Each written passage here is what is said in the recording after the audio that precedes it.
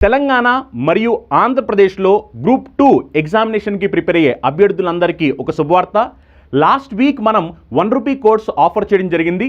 దీనికి 7 days validity ఇచ్చాము. ఈ కోర్స్ని చాలామంది తీసుకున్న తర్వాత సార్ మీ కంటెంట్ చాలా బాగుంది, క్లాసెస్ చాలా బాగా చెప్పించారు, ఎక్స్పర్ట్ ఫ్యాకల్టీస్ అందరూ కూడా మీకు క్లాస్ చెప్పడం జరిగింది, ఈ క్లాసెస్ని మేము కంటిన్యూ చేయాలనుకుంటున్నాము, మాకు ఏదైనా మంచి ఆఫర్ ఇవ్వండి అని చాలామంది స్టూడెంట్స్ కాల్ చేయడం జరిగిందనమాట. అందుకనే మనం ఇప్పుడు కంప్లీట్ కోర్స్ తెలంగాణ వాళ్ళకి అలానే ఏపీ వాళ్ళకి గ్రూప్ 2 మెయిన్స్ కోర్స్ కేవలం మనం ₹899కే ఆఫర్ చేయబోతున్నాము. మీకు దీంట్లో ఇంగ్లీష్ మీడియం క్లాసులు సపరేట్గా ఉంటాయి, తెలుగు మీడియం క్లాసులు సపరేట్గా ఉంటాయి. ₹899కి కంప్లీట్గా మీకు క్లాసెస్ అన్నీ కూడా అవైలబిలిటీలో వస్తాయి. మీరు ఒకవేళ సీరియస్గా గ్రూప్ 2 ఎగ్జామినేషన్ క్రాక్ చేయాలనుకున్నట్లయితే కనుక అది ఆంధ్రప్రదేశ్ అయినా తెలంగాణ అయినా సరే వెంటనే చందన్ లాయర్స్ యాప్ డౌన్లోడ్ చేసుకుని మీరు కోర్సులో జాయిన్ అవ్వండి. మీకు కావాల్సిన బెస్ట్ కంటెంట్ మీకు మేము ప్రొవైడ్ చేయడం జరుగుతుంది.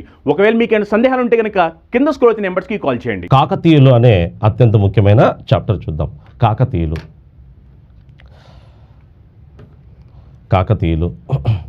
మరి దక్షిణ భారతదేశంలో శాతవాహనుల తర్వాత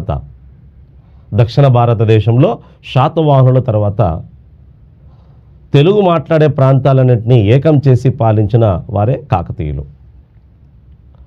తెలుగు మాట్లాడే ప్రాంతాలైన అటు తెలంగాణ ఇటు ఆంధ్ర రాయలసీమ వంటి దాదాపుగా తెలుగు మాట్లాడే అన్ని ప్రాంతాలను ఏకం చేసి పరిపాలించిన రాజవంశం కాకతీయ రాజవంశం.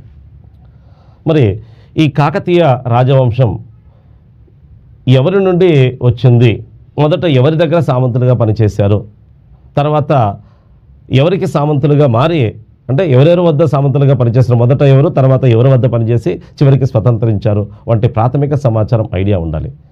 అది ఐడియా ఉండాలంటే ఎవరి కింద పనిచేశారనే విషయాల్ని మనకు సంబంధించి ఇండియన్ హిస్టరీకి సంబంధించిన కొంత ప్రాథమిక సమాచారం ఐడియా ఉండాలి. ఇంతకుముందు మీకు బాదామి చాళుక్యుల తర్వాత రాష్ట్రకూటుల తర్వాత కళ్యాణి చాళుక్యులు పరిపాలించారని ఇంతకుముందు చెప్పాం. ఎగ్జాంపుల్ ఇంతకుముందు చెప్పిన వాటిలో బాదామి చాళుక్యులు లేదా పశ్చిమ చాళుక్యులు 550 నుంచి 753 వరకు పరిపాలించారని చెప్పాం.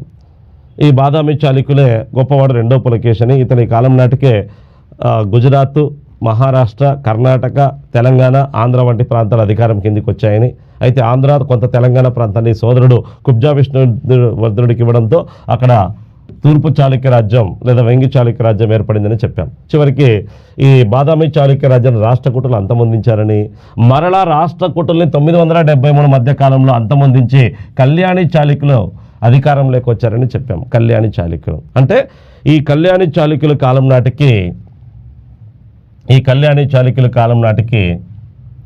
కళ్యాణి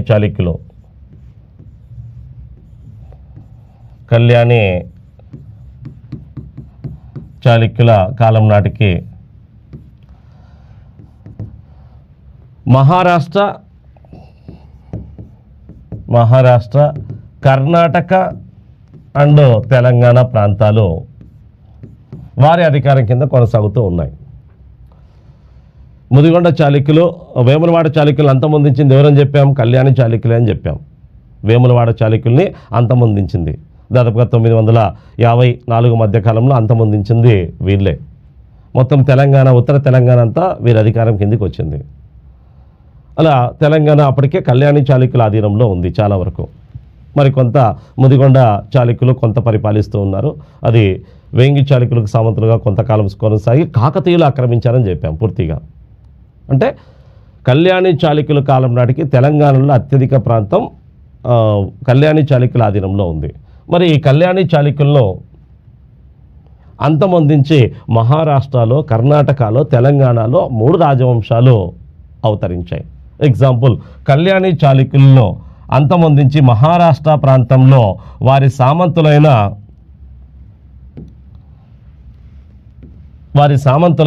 యాదవులు స్వతంత్ర రాజ్యాన్ని ఏర్పాటు చేసుకున్నారంట. ఎవరు? యాదవులు. బాగా గుర్తుంచుకోండి, ఇండియన్ హిస్టరీ పరంగా కూడా ఇంపార్టెంట్, తెలంగాణ చరిత్ర సంస్కృతి పరంగా వెరీ వెరీ ఇంపార్టెంట్. కళ్యాణి చాళుక్యుల్ని అంతమొందించి మహారాష్ట్ర ప్రాంతంలో స్వతంత్ర రాజ్యాన్ని ఏర్పాటు చేసుకున్నవారు ఎవరంటే యాదవులు. యాదవులు ఎవరు? కళ్యాణి చాళుక్యుల కింద సామంతులుగా పనిచేసిన వారే. వాళ్ళు బలహీనపడిన తర్వాత వాళ్ళని అంతమొందించి స్వతంత్ర రాజ్యాన్ని ఏర్పాటు చేసుకున్నారు. ఇదే సమయంలో కర్ణాటకలో కూడా కళ్యాణి చాళుక్యుల్ని ఎదిరించి స్వతంత్ర పరిపాలన ఏర్పాటు చేసుకున్న వారు ఎవరంటే హోయసాలులు. ఎవరు? హోయసాలులు. హోయసాలులు. హోయసాలులు. ఇక ఇదే సమయంలో తెలంగాణ ప్రాంతంలో కూడా కళ్యాణి చాళుక్యుల్ని అంతమొందించి స్వతంత్ర కాకతీయ రాజ్యాన్ని ఏర్పాటు చేసుకున్న వాళ్ళు కాకతీయులు. వారి కింద పనిచేసిన వాళ్ళే కాకతీయులు. కాకతీయులు. ఇలా కళ్యాణి చాళుక్యుల నుండి వచ్చిన రాజవంశాలు ఈ మూడు. చూడండి, బాదామి చాళుక్యులు, బాదామి చాళుక్యుల తర్వాత రాష్ట్రకూటులు, రాష్ట్రకూటుల తర్వాత కళ్యాణి చాళుక్యులు, కళ్యాణి చాళుక్యుల తర్వాత ఒక రాజవంశం కాదు 3 రాజవంశాలు వచ్చాయి. ఇవి మహారాష్ట్ర ప్రాంతంలో యాదవులు, కర్ణాటక ప్రాంతంలో హోయసాలులు, తెలంగాణ ప్రాంతంలో కాకతీయులు. మరి యాదవులు ఏ ప్రాంతాన్ని రాజధానిగా చేసుకొని పరిపాలించారంటే దేవగిరిని రాజధానిగా చేసుకొని పరిపాలించారు. ఏ ప్రాంతం? దేవగిరి. దేవగిరిని రాజధానిగా చేసుకొని పరిపాలించారు. దేవగిరి. ఇక హోయసాలులో ద్వార సముద్రం. ద్వార సముద్రం. దీనికే నాడు దోర సముద్రం అని కూడా పిలిచేవారు. దోర సముద్రం. ద్వార సముద్రం లేదా దోర సముద్రం అనే ప్రాంతం ఎవరి రాజధాని? హోయసాలు రాజధాని. ఏ ప్రాంతాన్ని పరిపాలించారు? కర్ణాటక. ఇక కాకతీయులు మొదట హనుమకొండని తర్వాత ఓరుగల్లుని రాజధానిగా చేసుకుని పరిపాలించారు. ముఖ్యమైన రాజధాని అయితే ఓరుగల్లు. మొదటిదైతే హనుమకొండ, తర్వాత చూద్దాం. ఇలా ఈ 2 రాజ్యాలు కాకతీయ రాజ్యానికి సమకాలిక రాజ్యాలే. అంటే ఈ 3 ఒకటే సమయంలో వర్ధిల్లాయి. అంతేకాకుండా ఇదే సమయంలో తమిళనాడు ప్రాంతంలో ఈ 3 రాజ్యాలు అవతరించినప్పుడు పాండ్యులు అనేవాళ్ళు అధికారంలోకి వచ్చారు. ఎక్కడ? తమిళనాడు ప్రాంతంలో. ఈ యాదవులు, హోయసాలులు, కాకతీయుల సమయంలోనే తమిళనాడు ప్రాంతంలో అధికారంలోకి వచ్చిన వారు పాండ్యులు. పాండ్యులు బాగా గుర్తుంచుకోండి. ఈ 4 ఒకటే సమయంలో ఉన్నాయి. దాదాపుగా ఒకే సమయంలో దక్షిణ భారతదేశాన్ని పరిపాలిస్తున్నాయి. తమిళనాడుని పాండ్యులు. పాండ్యుల రాజధాని ఏదంటే మదురై. మదురై. మధుర వేరు, మదురై వేరు. మధుర అయితే ఉత్తరప్రదేశ్లో ఉండే పట్టణం, ఇది మదురై. అలా పాండ్యులు మదురై కేంద్రంగా తమిళనాడుని, యాదవులు దేవగిరి కేంద్రంగా మహారాష్ట్రాన్ని, హోయసాలులు ద్వార సముద్రం కేంద్రంగా కర్ణాటకను, కాకతీయులు ఓరుగల్లు కేంద్రంగా తెలంగాణను పరిపాలిస్తున్నట్టు తెలుస్తోంది. ఈ 4 రాజ్యాలు కొనసాగుతున్న సమయంలోనే ఉత్తర భారతదేశంలో ఢిల్లీ సుల్తాన్ రాజ్యం అనేది ఏర్పడింది. ఇప్పుడు 1206లో ఏర్పడి 1526 వరకు కొనసాగింది. బాగా గుర్తుంచుకోండి. ఇప్పుడు మనకు కాకతీయుల గురించి వచ్చినప్పుడు మధ్యలో ఈ రాజ్యాల పేర్లు, పాండ్యుల పేర్లు వినిపిస్తాయి, హోయసాలుల పేర్లు వినిపిస్తాయి, యాదవుల పేర్లు వినిపిస్తాయి. తర్వాత ఢిల్లీ సుల్తాన్లు కూడా కనిపిస్తారు. ఢిల్లీ సుల్తాన్ రాజ్యం 1206లో ఏర్పడి 1526 వరకు కొనసాగింది. దాదాపుగా ఢిల్లీని పరిపాలించిన రాజవంశాలు ఎన్ని ఉన్నాయంటే ముఖ్యంగా 5 రాజవంశాలు ఉన్నాయి. మొదటిది బానిస వంశం లేదా స్లావరీ వంశం అంటారు. బానిస వంశం, తొలి తురష్క వంశం అని కూడా పిలుస్తారు. బానిస వంశం. మరొకటి ఖిల్జీ వంశం. మరొకటి తుగ్లక్ వంశం. మరొకటి సయ్యద్ వంశం. 4వది లోడీ వంశం. బానిస, ఖిల్జీ, తుగ్లక్, సయ్యద్, లోడీ. ఇందులో మనకు ఇంపార్టెంట్ మాత్రం ఖిల్జీ మరియు తుగ్లక్ వంశాలు ఐడియా ఉండాలి. ఎందుకంటే కాకతీయ రాజ్యంపై దండెత్తి కాకతీయ రాజ్యాన్ని ఆక్రమించిన వంశం తుగ్లక్ వంశం. కాకతీయ రాజ్యంపై మొట్టమొదటి దండెత్తింది ఖిల్జీ వంశం. కాబట్టి ఈ ఖిల్జీ తుగ్లక్ వంశస్థులు ఎప్పుడు ఢిల్లీని పరిపాలించాయి, ఎవరి సమయంలో కాకతీయ రాజ్యంపై మిగతా వారిపై దండెత్తి ఆ ప్రాంతాలను ఆక్రమించారో కొంత ఇంపార్టెంట్. బానిస వంశం మనకు అవసరంలే. బానిస వంశం దాదాపుగా 1206 నుంచి 1290 వరకు పరిపాలించింది. ఖిల్జీ వంశం 1290 నుంచి 1320 వరకు పరిపాలించింది. తుగ్లక్ వంశం 1320 నుంచి 1414 వరకు పరిపాలించింది. సయ్యద్ వంశం 1414 నుంచి 1451 వరకు పరిపాలించింది. లోడీ వంశం 1451 నుంచి 1526 వరకు పరిపాలించినట్టు తెలుస్తోంది. ఇందులో మనకి ఖిల్జీ తుగ్లక్ వంశాలు ఇంపార్టెంట్. ఇది ప్రాథమిక సమాచారం, మనకు కొంత ఐడియా ఉండాలి. కాకతీయ రాజ్యం అవతరించినప్పుడు భారతదేశంలో ఉండే రాజ్యాలు ముఖ్యంగా 4. 3 హిందూ రాజ్యాలు, యాదవ, హోయసాల, పాండ్య.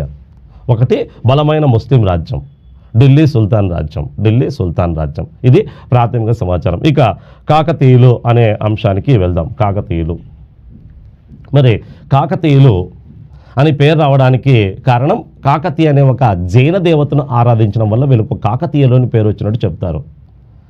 ఏ దేవతను ఆరాధించడం వల్ల? కాకతి అనే దేవతను. ఈమె ఏ దేవత అనేది తెలుస్తుంది అంటే జైన దేవత.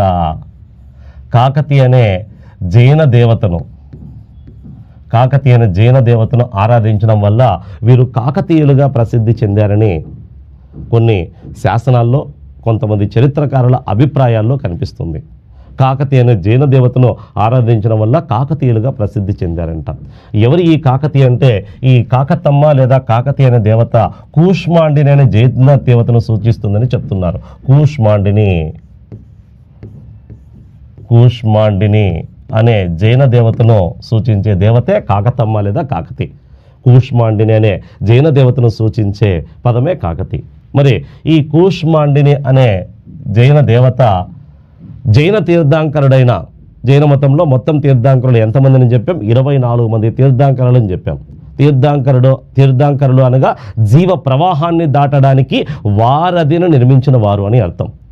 మానవుడి యొక్క జీవితం నల్లేరుపై నడక లాంటిది. అంటే ప్రారంభం నుంచి, అంటే మనిషి పుట్టినప్పటి నుంచి మరణించేంత వరకు అతడి జీవితం ఆటుపోటులతో ఉంటుంది. ఆ ఆటుపోటుల్ని సమర్థవంతంగా ఎదుర్కొంటూ వెళ్ళాలంటే ఒక వారధి లాంటి దాన్ని నిర్మించుకొని ఒకరు ప్రాంతం నుంచి ఈ ఒడ్డు నుంచి ఆ ఒడ్డుకు చేరాలన్నట్టు. అంటే తీర్థాంకరులు అనే అర్థానికి, ఈ తీర్థాంకరులు అనే పదానికి అర్థం జీవ ప్రవాహాన్ని దాటడానికి వారధిని నిర్మించిన వారు అని. వాళ్ళు నిర్మించిన వారధిలో పోతే ఎలాంటి కష్టాలు లేకుండా ఈ ఒడ్డు నుంచి ఆ ఒడ్డుకు చేరుతారన్నట్టు అర్థం. అలా తీర్థాంకరుడు 24 మంది. అందులో 22వ తీర్థాంకరుడు నేమినాథుడు. ఆ నేమినాథుడి యొక్క శాసనాధికారినిగా, అతడి బోధనలో ప్రచారం చేసిన మహిళగా కూష్మాండిని పూజించబడినట్టు, జైనులు పూజించబడినట్టు చెప్తారు. జైన గ్రంథాల్లో కూష్మాండిని అనే జైన దేవత పేరు కనిపిస్తుంది. 22వ తీర్థాంకరుడు, ఈ కూష్మాండిని 22వ తీర్థాంకరుడైన 22వ తీర్థాంకరుడైన నేమినాథుని శాసనాధికారిని అంట. నేమినాథుని శాసనాధికారినిగా, అతడి బోధనలో రచించే మహిళగా, జైనులో ఆరాధించిన దేవతగా ఉండేదని జైన గ్రంథాల్లో ప్రస్తావన కనిపిస్తుంది. ఇలా కాకతి అనే పదం ఏ జైన దేవత పదాన్ని సూచిస్తుంది అంటే కూష్మాండిని అనే జైన దేవతను సూచిస్తుందని తెలుస్తుంది. కూష్మాండిని అనే ఆమె 22వ తీర్థాంకరుడైన నేమినాథుని యొక్క శాసనాధికారినిగా, జైన మతస్థుల దేవతగా ఆరాధించబడినట్టు తెలుస్తోంది. కూష్మాండిని అనే పదానికి అర్థం గుమ్మడి తీగ అని అర్థం. ఏమని అర్థం? గుమ్మడి తీగ అని అర్థం. గుమ్మడి తీగ అని అర్థం. మరి ఈ గుమ్మడి తీగ లేదా కాకతి అనే సంబంధించిన స్టోరీ మనకు కలువచర శాసనంలో కొంత సమాచారం ఉంది. కలువచర శాసనం, వీరి చరిత్ర గురించి తెలిపే శాసనాల్లో చెప్పుకోదగ్గది ఒకటి కలువచర శాసనం. ఈ కలువచర శాసనాన్ని అనితల్లి అనే ఆమె వేయించింది. ఈ కలువచర శాసనం తూర్పుగోదావరి జిల్లాలో లభించిన శాసనం. ఈస్ట్ గోదావరి, ఆంధ్రాలోని ఈస్ట్ గోదావరి లభించిన శాసనం. దీన్ని వేయించింది రాజమండ్రి రెడ్డి రాజు భార్య, వీరభద్రారెడ్డి భార్య అనితల్లి అనే ఆమె వేయించింది. ఏం పేరు? అనితల్లి అనే ఆమె వేయించింది. ఎవరి అనితల్లి? రాజమండ్రి రెడ్డి రాజు వీరభద్రారెడ్డి భార్య అంట. ఈ శాసనంలో కాకతి అనే సంబంధించిన కొంత సమాచారం కనిపిస్తుంది. ఏమంది అంటే, హన్మకొండ ప్రాంతాన్ని పద్మసేనుడు అనే ఒక రాజు పరిపాలించేవాడని. ఏ ప్రాంతాన్ని? హనుమకొండ ప్రాంతాన్ని పద్మసేనుడు అనే ఒక రాజు పరిపాలించేవాడని. ఆ పద్మసేనుడు సిద్ధేశ్వరుడి భక్తుడని, అతడు సిద్ధేశ్వరుణ్ణి పూజించడం వల్ల, అతడు సిద్ధేశ్వరుణ్ణి గుమ్మడి పుష్పాలతో, గుమ్మడి పుష్పాలతో పూజించడం వల్ల ఆ పద్మసేనుడికి ఒక గుమ్మడి పండు లాంటి కుమారుడు జన్మించాడని, గుమ్మడి పుష్పాలతో సిద్ధేశ్వరుణ్ణి ఆరాధించడంతో వారికి గుమ్మడి పండు లాంటి కుమారుడు ఆ పద్మసేనుడికి జన్మించాడని, ఆ పద్మసేనుడి యొక్క వంశానికి చెందిన ఒక రాకుమారిని, పద్మసేనుడి వంశానికి చెందిన రాకుమారిని కాకర్త్య గుండన లేదా కాకర్త్య గుండయ్య వివాహం ఆడాడని, ఆ కాకర్త్య గుండయ్యకు మరియు ఆ పద్మసేనుడి యొక్క రాకుమారికి జన్మించిన వ్యక్తే కాకతీయుల మూలపురుషుడై కాకతీయులుగా పేరు పొందారని, గుమ్మడి తీగ వంశం వారుగా పేరు పొందారని మనకు కలువచర శాస్త్రంలో ప్రస్తావన కనిపిస్తుంది.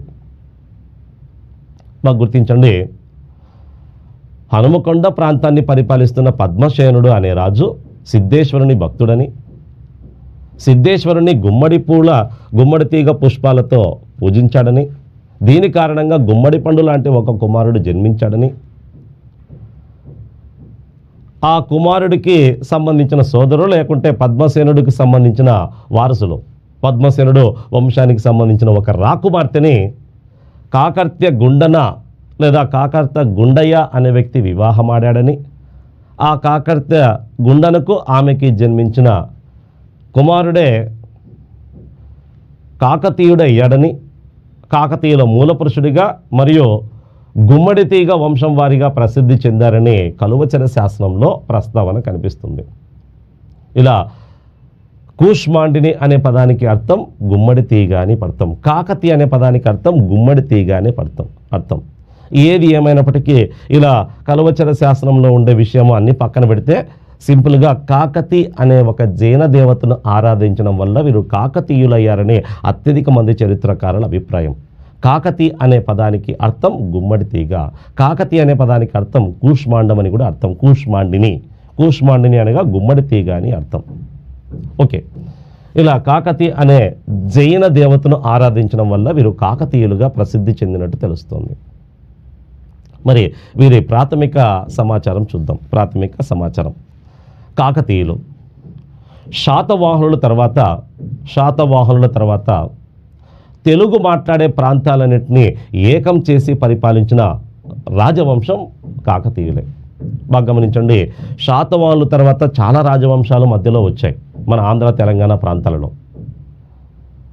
ఇక్ష్వాకులని, బృహత్పలాయన్లని, శాలంకాయన్లని, విష్ణుకుండిన్లని, ఆనంద గోత్రజులని, దాంతోపాటు వేములవాడ చాళుక్యులని, ముదిగొండ చాళుక్యులని, తూర్పు చాళుక్యులని, ఇలా చాలా రాజవంశాలు మధ్యలో పరిపాలన చేశాయి. కానీ ఈ రాజవంశాలు ఏవి కానీ మొత్తం తెలుగు మాట్లాడే ప్రాంతాలను ఏకం చేసి పాలించినట్టు కనిపించదు. ఏదో ఆంధ్రాలో కొంత, తెలంగాణలో కొంత, లేదంటే కొంత తెలంగాణకే పరిమితం కావడమో లేదంటే ఆంధ్రకు పరిమితం కావడమో కనిపిస్తుంది. కానీ మొత్తం తెలుగు మాట్లాడే ఆంధ్ర, రాయలసీమ, తెలంగాణ ప్రాంతాలను ఏకం చేసి పాలించిన రాజవంశం కనిపించదు. మొట్టమొదట ఆంధ్ర, తెలంగాణ, కర్ణాటక, మహారాష్ట్ర, మధ్యప్రదేశ్లోని కొంత ప్రాంతం, గుజరాత్లో కొన్ని ప్రాంతము, తమిళనాడులోని కొంత ప్రాంతాన్ని ఆక్రమించి పరిపాలించిన మొదటి రాజవంశం అయితే శాతవాహనులు. అలా శాతవాహనుల తర్వాత తెలుగు మాట్లాడే ప్రాంతాలన్నింటినీ ఏకం చేసి పాలించిన తొలి రాజవంశం ఏదంటే కాకతీయ రాజవంశం. ఈ కాకతీయులు వ్యవసాయ అభివృద్ధి కోసము నీటిపారుదల సౌకర్యాలను కల్పించి, వర్తక వాణిజ్యాలను ప్రోత్సహించి, రాజకీయ ఐక్యతను, సాంస్కృతిక ఐక్యతను సాధించినట్టు తెలుస్తోంది. వ్యవసాయ అభివృద్ధి కోసం కృషి చేసి అనేక తటాకాలు నిర్మించారు. కుటీర పరిశ్రమలను, వర్తక వాణిజ్యాలను అభివృద్ధి పరిచారు. మొత్తం రాజకీయ ఐక్యతను సాధించారు. రాజకీయ ఐక్యత అంటే అన్ని ప్రాంతాలను ఏకం చేయడం. రాజకీయ ఐక్యతను సాధించారు. సాంస్కృతిక ఐక్యతను, తెలంగాణ, ఆంధ్ర, రాయలసీమ వంటి 3 ప్రాంతాలను ఏకం చేసి ఒకే సంస్కృతి విరాజిల్లేటట్టుగా చేశారు. ఇలా శాతవాహనుల తర్వాత తెలుగు మాట్లాడే ప్రాంతాలను ఏకం చేసి రాజకీయ ఐక్యతను, సాంస్కృతిక ఐక్యతను సాధించిన వారు కాకతీయులు. వ్యవసాయ అభివృద్ధి కోసం పెద్ద ఎత్తున తటాకాలను నిర్మించి నీటిపారుదల సౌకర్యాలను కల్పించిన వారు కాకతీయులు. కుటీర పరిశ్రమను ప్రోత్సహించి వర్తక వాణిజ్యాలను అభివృద్ధి చేసి కాకతీయ రాజ్యాన్ని ఆర్థికంగా పరిపుష్టికి చేర్చిన వారు ఎవరంటే కాకతీయులు. మరి కాకతీయుల ప్రాథమిక సమాచారం చూద్దాం.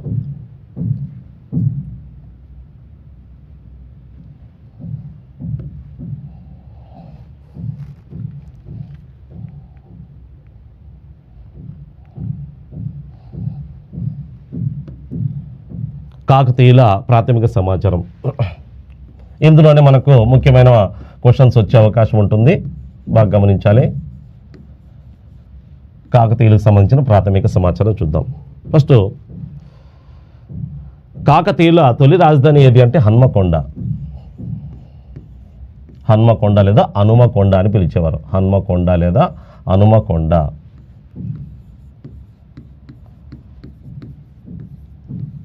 ఇది వీరి తొలి రాజధాని. తర్వాత రాజధానిని ఎక్కడికి మార్చుకున్నారంటే ఓరుగల్లుకు మార్చుకున్నారు. ఓరుగల్లుకు మార్చుకున్నట్టు తెలుస్తుంది. ఓరుగల్లు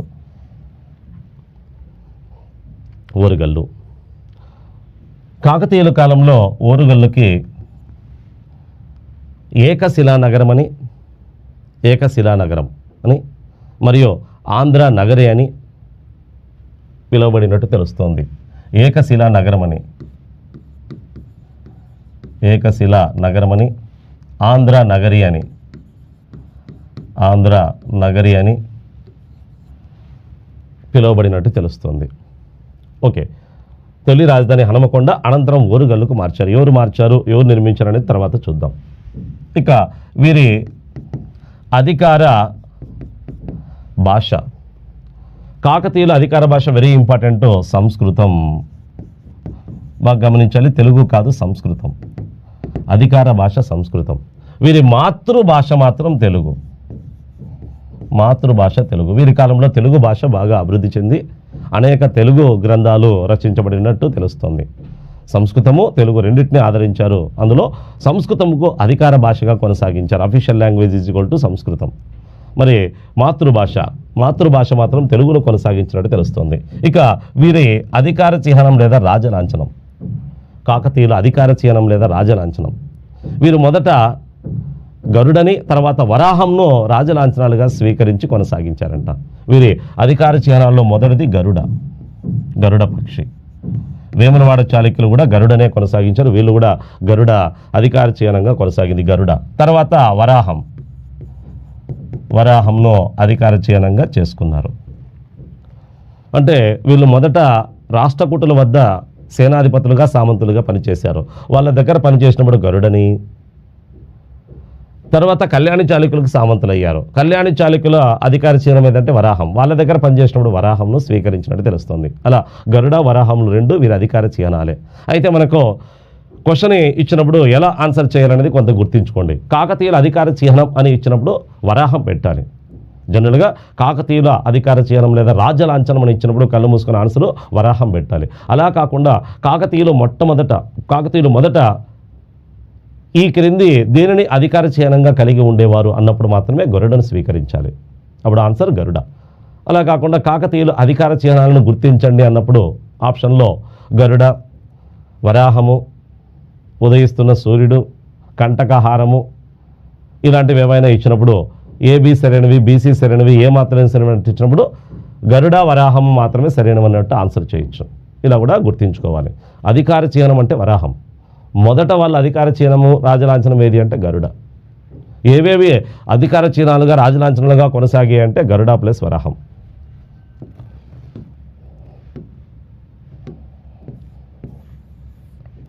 ఇది ముఖ్యమైన అధికార చిహ్నం. ఇక వీరి అధికార మతం శైవం. కాకతీయుల అధికార మతం ఏదంటే శైవ మతం. మొదట శైవ మతం, వీరు శైవ మతస్థులు. శైవ మతంలో పాశుపత శైవాన్ని బాగా స్వీకరించి రాజులంతా పాశుపత శైవాన్ని స్వీకరించి ఆదరించినట్టు తెలుస్తుంది. మొదట కాలాముఖి శైవులు, తర్వాత పాశుపత శైవులుగా మారారు. తర్వాత మతం గురించి వచ్చినప్పుడు చూద్దాం. సింపుల్గా అయితే శైవం అంటే వైదిక మతస్థులే. వైదికం అంటే హిందూ మతంలో ఏది అంటే శైవ మతం. అలా అని వైష్ణవ మతాన్ని వ్యతిరేకించారంటే వైష్ణవ మతాన్ని వ్యతిరేకించలేదు. అది కూడా కొనసాగింది. ప్రధానంగా అయితే శైవ మతస్థులు. శివుని ప్రధాన దేవుడిగా ఆరాధించారు. మరి అయితే కాకతీయులు మొదట ఏ మతస్థులు అంటే వెరీ ఇంపార్టెంట్, జైన మతస్థులు. జైన మతస్థులు వీరు మొదట జైన మతానికి చెందినవారు. తర్వాతనే జైనంను వదిలి శైవంను స్వీకరించారంట. శాతవాన్లు కూడా అంతే, మొదట జైనులు, తర్వాతనే వారు వైదిక మతస్థులుగా మారారు. అలా వీళ్ళు కూడా మొదట జైన మతస్థులు, తర్వాత వైదిక మతంలో శైవ మతాన్ని స్వీకరించారంట.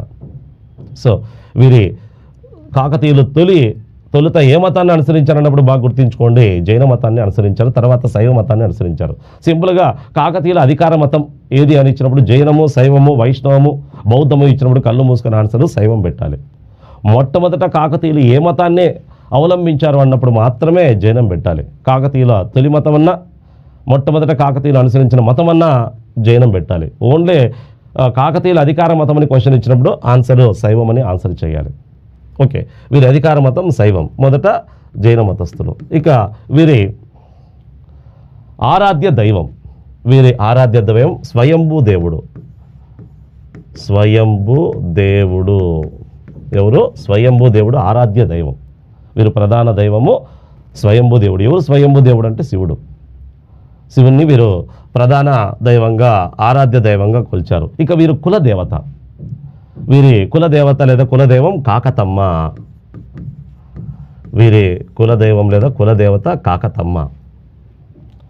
కాకతమ్మ మొదటి జైన దేవత. తర్వాత కాకతీయులు వైదిక మతాన్ని స్వీకరించిన తర్వాత ఆ కాకతమ్మను హిందూ దేవతగా మార్చేశారు. దుర్గాదేవిగా ఆరాధించినట్టు కూడా తెలుస్తోంది. ఓకే, కాకతమ్మ వీరి కులదేవత. వీరి ఆరాధ్య దేవత ఎవరు అంటే స్వయంభూ దేవుడు లేదా శివుడు. ఇక వీరి కులం లేదా వర్ణం ఏది అంటే వీరు శూద్రులు. శూద్రులో కమ్మ కులానికి చెందినవారుగా తెలుస్తుంది. శూద్రులు కమ్మ కులానికి చెందినవారు. సో కాకతీయులు శూద్రులు. గణపతి దేవుడి గర్వపాడ శాసనంలో తామది చంద్రవంశీయులమని, శూద్రవర్ణానికి చెందినవారమని చెప్పుకున్నాడు. శూద్రవర్ణానికి చెందినవారమని, చంద్రవంశీయులమని గణపతి దేవుడు గర్వపాడ శాసనంలో ప్రస్తావించాడు శూద్రులు. ఇక వీరు మూలపురుషుడు. కాకతీయుల మూలపురుషుడు వెరీ ఇంపార్టెంట్. కాకర్త్య గుండయ్య